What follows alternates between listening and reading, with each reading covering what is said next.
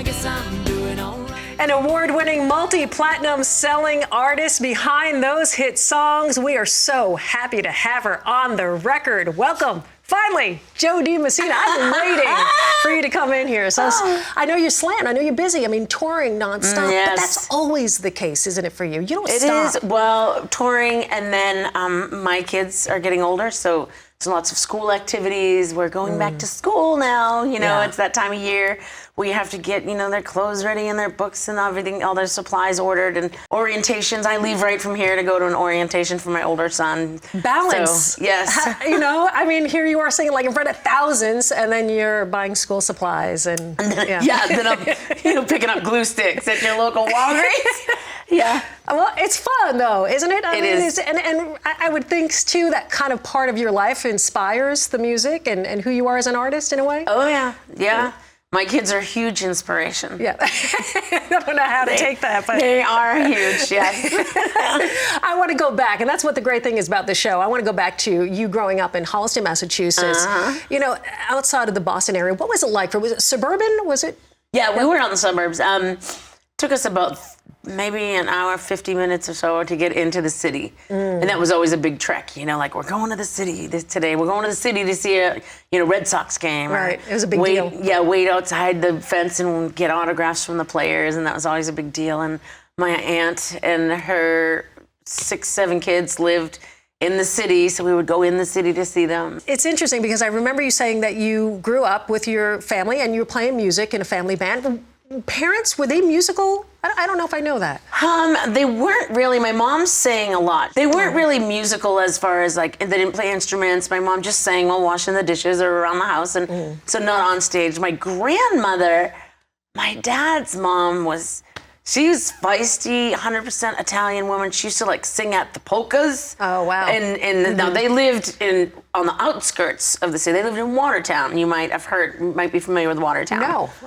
It's right outside of Boston. The marathon goes through there. Oh, okay. So, yeah, she lived in Watertown, and they'd go to the polka dance or something like that. And she'd get up and sing. And so it's kind of there. It's there, but in a distant way. And then I spent a lot of time alone as a kid. My mom worked and I was by myself, so I picked up music. Music was my friend. It was my companion. It understood me, as far as the lyrics of the song. I'm like, oh, she feels the way I feel, or and whatever. Was it country music? Was that what you how did you migrate? It was all music. It was all music when I was genres. younger, and I'd play the saxophone and my brother would play the drums, or I'd play the piano and my brother would play the drums, and my sister played the bass and the guitar, and then my other sister played the guitar. So the kids were musical, and for me that was my one constant companion was music. Who were the influences as far as artists? Because you migrated obviously to country music and doing that format. Growing up outside of Boston, there's a lot of rock stuff. One of the first country bands I heard was Alabama, and then Reba McEntire, and then the Judds, and so all that stuff kind of lured me into country music as a whole. Did you? I never asked you this, but I remember growing up because I too came from the Northeast, but I was in love with country music, and I remember Mary Chapin Carpenter breaking right before you, and she was in Washington D.C. and everybody, how do you know country music? Did you ever get that? You're a Boston girl. How did you? Oh, they're you know what I mean? Yeah, whatever got you into country music? And I was like, I don't know. It's just I heard it and I loved it because country music. Somebody said this, and I don't know who it is, so I can't give them credit, but something to the effect of it helps you process through life. Country music will help you process because it's everyday scenarios, everyday situations that that you're going through, and that just you're not going through it alone. I love that. For you, playing music up in Boston, in that Boston area with your family, when did you go, okay, I want to do this and I need to do it where people are doing it in Music City? Well, I graduated high school and all my friends went off to college, so I was like, okay, I'm either going to do this or go to school. And then I'm like, I'm just going to give it a shot. And so I packed up my car and my brother drove down with me. And were your parents, were they like, what? My mother would take me out to performances, and so I'd go to open mic nights, and she would stay up. She'd get home about 1:30 in the morning, and then she'd get up at 5 to go to work. I don't know how she did it. I think my mom's a superstar. Right, biggest supporter. Yeah. And so she would take me out. So I was singing all through school, and so when I was like, okay, I'm gonna go to Nashville, my mom was like, okay, she saved up $500 to give me, and that was they came with to buy everything: food, gas, rent, clothes. Times were different back then. Yeah, well, I'm joking, but $500. I mean, right? That's crazy. That was not a lot back no. then. Right? No, exactly. Right. So you came here, and your brother was with you. Did you know people? No. Well, I knew a couple that used to come see me perform in Massachusetts. They moved down a year or two prior to open a limousine company. So I stayed in their house until I found some roommates and a place to live, and shared a house with a bunch of like songwriter people. So your brother was... My brother stayed for a day, and then he flew home the next day. Yeah, you're on your own, kid. I know. He's like, good riddance. He's my older brother. He's probably like, good to get rid of. I mean, I would be scared out of my gourd because kids are going to college. I mean, Nashville is still seedy back then, even worse. Yeah. I mean, it was crazy. I didn't know any better. Ignorance I was totally bliss. naive. And people were like, oh man, you had a plan and you saw it through. And I'm like, no. I was naive. I was like, oh, I have to go to Nashville to get a record deal. So what did you do? I mean, you had to hustle Thinking and get that jobs. I was like the only person. Yeah, right. Like nobody else is doing it. But I mean, Right. yeah, you have It's so unique. You had to pay the bills. Yeah, I did. I worked a lot of temp jobs, anything from accounting. I was good with numbers, counting, data entry. I remember at one point I was cleaning construction sites before they would turn the property over to their new tenants. So you go in and you get all the sawdust off and scrape all the stuff off the window with razor blades and so you were anything it took to. Were you still singing at that point too, trying to perform? My first couple of years in Nashville, I didn't sing at all. Wow, I was just trying to survive. I want to talk about you landing your deal and how they came to find you, or you found them. We're going to hear a lot more. I was stalking someone. Dee Messina in the studio. She is on the record. We've got a lot more when we come back. Stay with us.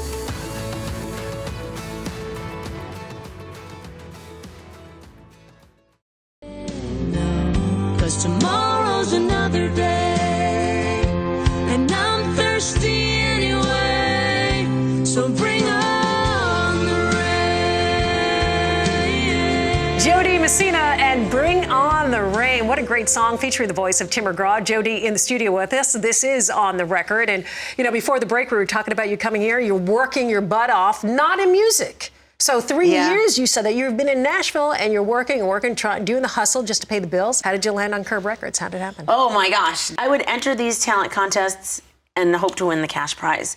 And there was one talent contest, I can say the pink elephant now because it doesn't exist anymore, where it was the winner of each week for like 4 weeks, and then you had the finals, and then that winner won a chance to perform on a radio show and won $500. $500. You won. That would be like winning $5,000 these days. You know what I mean? You're like, yes, I get to pay the bills this month. And so I did win, and I won a chance to perform on a radio show. It was up in Daysville, Kentucky, and we drove up there to the show and performed, and then they asked to have us back. And so then, before I knew it, I became a regular. So every weekend, I would go up there. And then it was right before Christmas, I think it was my second year down here. I hadn't seen my family, and I was like, I'm going home. I gotta go home. And some guy called, and he's like, hey, Dee, my name's Byron Gallimore. I'm a producer down here in Nashville, Tennessee, and I was just wondering if you want to get together and, you know, maybe talk about something. And I was just like, okay, buddy, yeah, okay. He's like, I work down at Pride Music, and da-da-da. And I was like, the couple key things I remember, and I was like, okay, all right, thanks. All right, bye now. Because he had called the place, which was a steakhouse. Whatever, you're blowing it off. Yeah, totally. So I got back after the first of the year, and I was like, okay, what am I doing? So I was like, Charlie Pride's music company. So I called. I looked it up in the Yellow Pages. It's a book that existed with phone numbers. Pre-Google. So I called the office and I was like, hi, my name's Dee Messina. I got a call from some guy that works there, said he heard me on this radio show. And the girl's like, oh, that's Byron. And I was like, okay. So I set up some meetings with him and we started recording demos and finding songs. And then there was some kid he was working with that already had a deal named Tim McGraw. So we just kind of became friends, just, you know, there at the studio and crossed each other's paths as we were working with Byron. Tim had a deal, and he had a couple singles. I'll go back and name them if you want.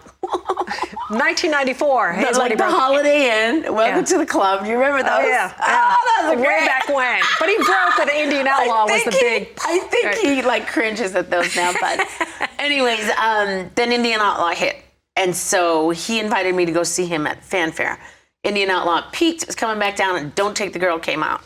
So that's the setting for the CMA Fest, but it was called Fanfare back then. Right. And I knew that Byron and Tim had played some of my stuff for his record label. So I asked somebody to point him out. And I went up and I was like, I think you need a redhead on that label. You know, and I was just nervous. And so it put a face with the song, with the sound. And so after that, he called Byron. He's like, yeah, I can't find that girl's demo. Can you just send it over again? And it all started from there. Boom. So here you are working with Tim McGraw and Byron Gallimore. They wind up becoming producers working on your records early on. Yes. I mean, that had to be amazing. Was that mind-boggling to think, okay, you went from working your butt off and not doing music to all of a sudden now you've got one of the superstars that's at the top of the charts at this point in your corner. Yeah. I mean, what was that time like? I can't imagine. What was that time like? I was always afraid of Tim in the studio, so I would never, but I was always timid to speak. Oh, so you're holding back. I was timid to speak about what I wanted or thought or whatever. Thank heavens, he had a great vision. He plowed. I saw him a month ago. We did a show together. And it would just, since I've had kids, my life's been crazy. You know, all the stuff's been going on in my world. So we ran into each other and I said, in that time, back then I was too afraid to say anything. Wow. You know, I was too afraid to disagree with anyone or too nervous to get anyone angry. And McGraw had a vision for certain things like Lesson and Leavin'. Like he's like, remember Lesson and Leavin'? Oh man, that's still one of my favorites. And so that was his vision. Were you not on board? No, I was with that, but there were things like the label would be like, ever do this, ever do that. And he's like, well, for example, when I first started working with Curb Records, they said we would pay for 4 sides. And McGraw said, she deserves a whole album. I tell you what, I'm going to pay for it. If you like it, you can pay me back. Oh, you know, they can like almost like purchase that album from him. And so he really felt like I deserved a whole album. And that's something that I wouldn't argue with. I'm like, oh, yay, 4 songs. Yeah, I get to record 4 songs. And he's like, no, she needs the whole record. And so when I saw him a month ago, I said, you plowed through doors that I was too afraid to open. So he was a big voice for you. And it was such a moment where I got all teary-eyed and I said, I never said this to you, but thanks for a great life. Because I got all teary-eyed. I know, because, you know, I'd gone through some health issues and whatever, and I'd gotten a couple phone calls, and I was like, but I never got to tell you. Thanks for a great life. Like him plowing those doors open. Wow. You know, amazing. He spoke up for me when I couldn't. It's interesting. You're gonna cry! I'm gonna cry too, but it's interesting. It's interesting that you say that, because what I've always thought of your music, you have been such a voice of a strong, independent woman. You have inspired. So to hear that you took this step back, and thank God Tim was there to speak and plow through for you. But when you look at your songs like Lesson and Leavin', I'm All Right, Bye Bye. I mean, Tim's idea. So he kind of really helped. I mean, Bye Bye. I love that song when I heard it. That has to be inside you to convey those messages with such strong conviction that all of us, myself included, was like, I can do anything because of your music. And I appreciate that. I don't know that it was mine. You know, Phil Vassar wrote Bye Bye.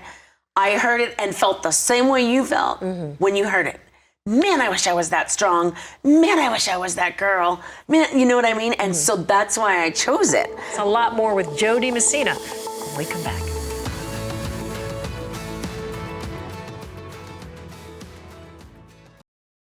Heads Carolina, tails California. Maybe she'd fall for a boy from South Georgia. Welcome back to On the Record, and she had me at Heads Carolina. Of course, Cole Swindell taking your song in 1996, Heads Carolina, Tails California. Did you have any idea that he was going to do that? Were you aware that this was happening? I didn't know about it beforehand. Oh, wow. I knew about it after. The songwriter, one of the songwriters from Heads Carolina, Tails California, Tim Nichols, he sent me a text message. He's like, hey, I just want to let you know, give you a heads up on this. And so he sent me a recording of it. And I was like, whoa, this is so cool. Like, what an honor. And then I could be wrong, so please, I'm not starting any rumors here, but I don't think it was supposed to be a single. But I think after it was decided to be a single, or when they scheduled it, slated it, is when Warner Brothers and Cole reached out and said, hey, would you be a part of the video? And so I was like, yeah, heck yeah. What fun is that? Did it reignite something, having this blow up like this? Did it reignite something in you? You know what? Honestly, it did. I had moved out of the state. I was like, okay, well, my job now is to raise my kids, and it has always been, is to be with them and get them to school, make sure the homework's done, and do their laundry and clean the house, like a mom. And then when this came about, I was terrified to go to the CMA Awards, which is where we did the surprise performance. Okay. And then I'm like, well, if I'm a surprise, I don't want to do the red carpet because then they'll know why I'm there. Right. But in reality, I'm like, I don't want to go out on the red carpet and be torn apart like I was before, So I was kind of scared and hung back. And so after that performance, I had in-ears in, and people were like, did you hear the audience? And I was like, I didn't. I didn't until someone played it back. And so I was like, I'm just afraid to go back. I was like, it was, people tear you up, Yeah, and then someone looked at me and said, a lot of those people are gone. Yeah. And so when I was greeted by people at the CMAs, it was this new group of people that just really appreciated the music, and they were like, oh my gosh, Jody, it's so good to see you. And I was like, really? Because I was so used to scratching to get, to get up the hill. And so it was just really neat. It is a different world right now, yeah. So when you have a new song, Just to Be Loved, it's interesting that you address the social media in the song, because also on the opposite side of things, it can be brutal. I've heard from parents whose children take their own lives because they can't compare. Right. And it happens so often. And I'm surprised because I'm like, that's not real. And I keep trying to tell my kids, that's not real. Right. Here's the picture of me. You've seen me when I wake up in the morning. Is that what I look like? No. Yeah. I got no lashes on in the morning. It's not just for young girls, it's for young boys too. Yeah. It's for everybody across the board. Somebody and said this that. is really highlighting that problem. It is a problem. But adults do the same thing. We do. And that's why I turn off sometimes. Sometimes you just got to not look. I've met people whose lives are so perfect online and everything is staged just so lovely and beautiful lighting around the Christmas tree and the children and this and that. Then you walk into their house and you're like, this is a mess. Wow, you guys are a hot mess. I think that once I had a relationship with Christ, Pastor John Piper said that one of the greatest things, he was like, if we knew how much God really loved us, we would all carry ourselves differently. We wouldn't have to compare. We wouldn't want to tear down. We wouldn't, we would be totally satisfied, different, right? You would be content. And so that's the gist behind this song. When we went in to write it, it was a conversation. And I was like, oh my gosh, you're not going to believe what I, discovered on my cell phone. What are these kids doing? And someone's like, oh yeah, my daughter knows this person who ended up taking their life because of the pressure online. And I was like, man, if they just knew how much God already loved them. And that's the gist of the bridge. It's, you're loved just the way you are, beautiful just the way you are. Don't change who you really are, because he didn't make a mistake in the you that he made you to be, like that very core of who you are and what is deep inside of you that makes you who you are. That's what he stitched together. Let's go ahead and play it. All right, let's do it. Here it is, Dee Messina.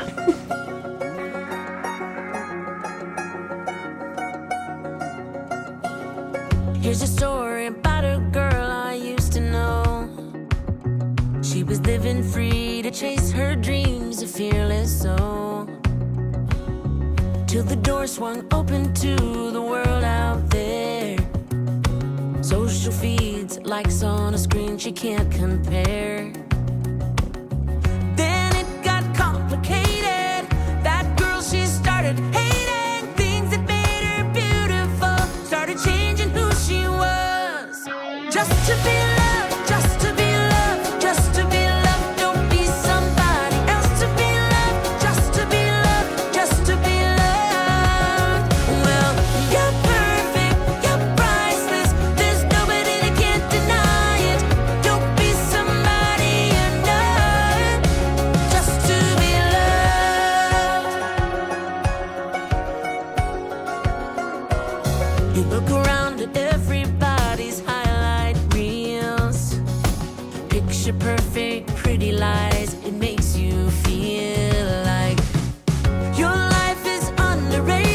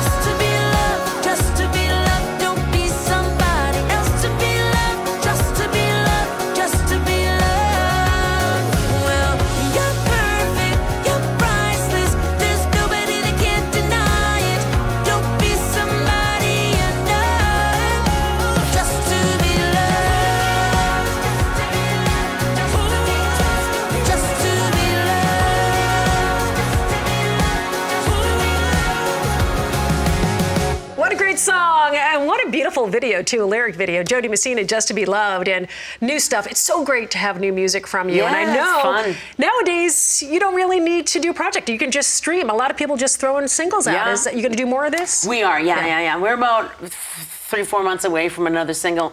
We have a campaign that we're launching, and we had these bracelets made that says "You Are Loved" to really go with the song "Just to Be Loved." It's like if you know anybody, you just really feel like needs to know that they're loved. You can hand them out to anybody, whether it's your son, your daughter, somebody at work, your loved one, love that. your spouse, whatever. Yeah. It's like a reminder that you are loved. And so this song's got a lot. It just came out. It's got a lot of life behind it, and so. But we're constantly working on new stuff. We already have new stuff in the can, so looking forward to we're all ready. the new stuff. Yeah, this we're is ready to keep this the one music coming. too, Just to Be Loved, resonating, and is going to, for those of you who are just hearing it, boy, it is going to be a powerful song, powerful message for so many to hear. I love what you do, by the way, and I know your faith-based music too. I love that you and I share a love of Christian music. We do, and I we love do. it. And you can sing anything. This girl, one of the best entertainers. You know I adore you, and I'm so thankful that you're here. Thanks for having me. You bet. Dee Messina, everybody. Thank you guys for watching On the Record. We'll see you next time.